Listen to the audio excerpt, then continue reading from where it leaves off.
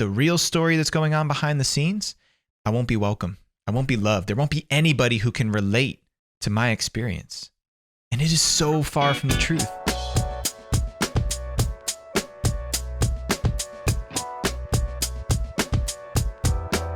I'm not here to judge you. I'm going to say that again because I think you really need to hear that and feel it. I am not here to judge you. There's no benefit for me in that.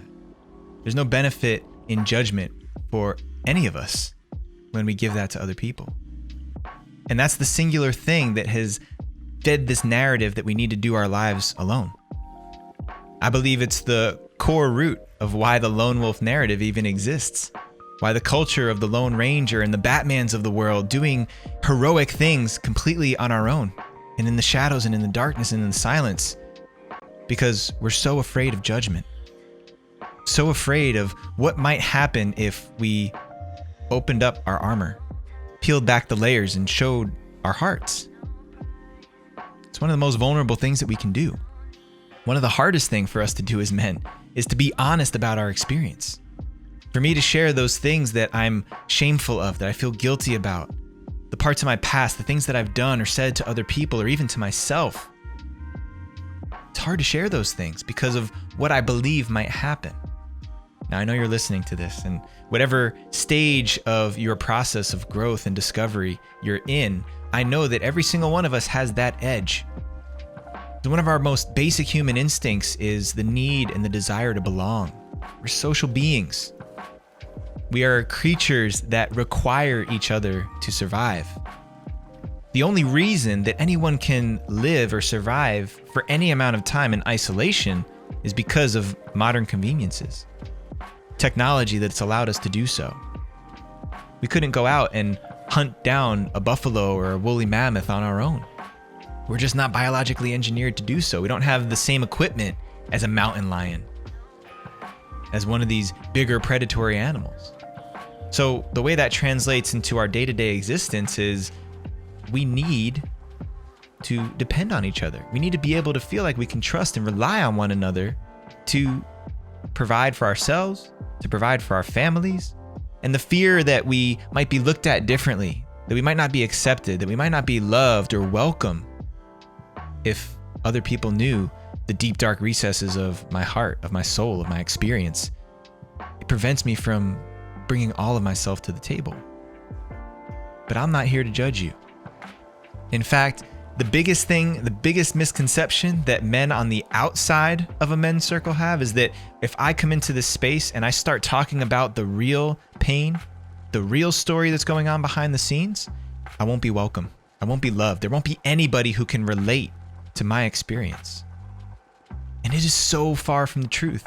That's just a convenient story we've told ourselves to shy away from vulnerability, from connection, from brotherhood. I've found the opposite to be true in sitting in circles with thousands of different men, different backgrounds, different belief systems, different shapes, generations, sizes.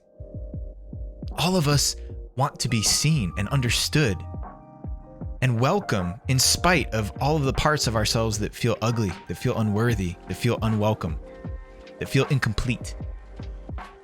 The ironic thing is that part of you that you're so afraid to share, maybe you were abused sexually as a child. Maybe you question your sexuality as an adult. Maybe you were cheated on by a spouse. Maybe you doubt yourself in your business, and maybe you're carrying a huge amount of financial debt. Whatever the thing is that you don't want people to see about you, the likelihood is that more people share that same experience or belief about themselves that you do, than you think. The idea is that I'm the only person in the world who's experiencing this hardship, this belief, this experience of myself. I'm the only person that's carrying thousands of dollars worth of debt right now. I'm the only person who's ever been more physical with my child than I've wanted to be. I'm the only person that's lied, cheated, stealed. And that's just not the case. We're all human. We've all done things that we feel guilty about, that we feel shameful about at times. And in my experience, the only long-term remedy for those feelings of guilt, shame, and what have you is sharing and understanding that we're not alone. This doesn't excuse you from whatever that action or belief that you've had or done was, but it empowers you, it emboldens you to embrace it, to own it, and redirect your course. Because I don't care about what you've done in your life. I don't care about the choices you've made in your past, the things that you've done to other people, the words that you've said when you were a previous form of yourself. I care more about what you choose to do moving forward, because that's really the only part of your destiny that we can affect.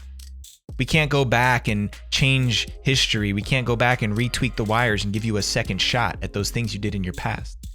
But we can break ties with the shame and the guilt and the bad feelings you have about who you were, so that moving forward, you can show up as a better version of who you want to be. And me judging you, me reminding you of how bad that thing was you did or said, doesn't help you. Doesn't help you. There's nothing in it for me. And anyone who tells you otherwise is just trying to feel better about their own feelings of inadequacy. Anybody who's out there to judge you, to project shame or guilt on top of you, is doing so because they're afraid of facing off with the own parts of themselves that they feel guilty or shameful about.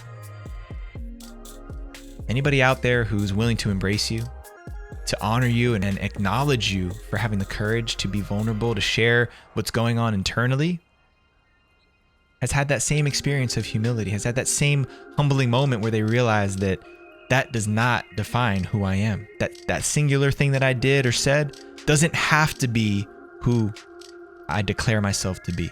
And I'm not here to judge any of you. In fact, I'm committed to not judging other men, because I know that putting those feelings and fears of judgment aside is what rolls out the red carpet for more of you guys to come in and share your authentic experience. You can at least count on me for that.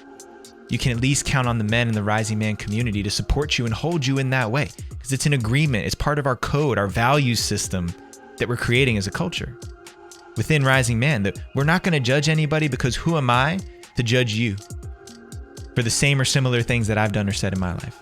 To judge is to create this dynamic where there's a part of me that's better than you. And I don't believe that to be true. I don't hold myself to be better than or more than or less than anybody. So all I'm asking is for you not to do the same. For you to reserve your judgments about other people. And most importantly, to reserve the judgments you have about yourself. And instead shift that energy towards what you want to do moving forward. I'm not here to judge you. Everybody else that's a part of this community, we're not here to judge you. We're here to call you forward into that version of yourself you know you can be.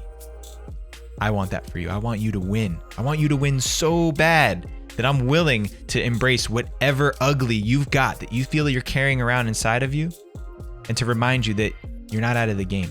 As long as you can choose to step back in, to redirect your energy into your life towards something that's effective, that's useful, that's better than you were yesterday, I'm on board. And I got your back. So don't let the people out there that intimidate you with judgment and tell you that you're less than steer you away from finding the people who can really genuinely embrace you for who you are. If you don't have anybody else out there, you got me. I'll be that ally. I'll be in your corner. I'll support you for wherever you're at, because I've been there myself. I've either supported another man in that space, or I've been in that space having experienced and done or said the same exact thing. So step in. Have the courage to reveal yourself amongst other men who are just like you, who've experienced and said and done the same things that you've done, and who are committed to not letting that be the determining factor in your legacy. Who are committed to course correcting, redirecting their energy and actions towards something that they actually care about being in this world. Time to step up. Time to step in.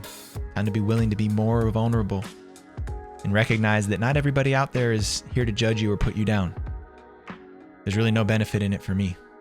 So if this message is landing somewhere in your heart, somewhere really deep for you, then I invite you to send us a message, write some comments here, and stay tuned in to this YouTube channel and this podcast, because more of this wisdom and messaging is going to come on in here, and it's going to tweak the cells that you have inside of your body and encourage you and inspire you to be the best version of yourself.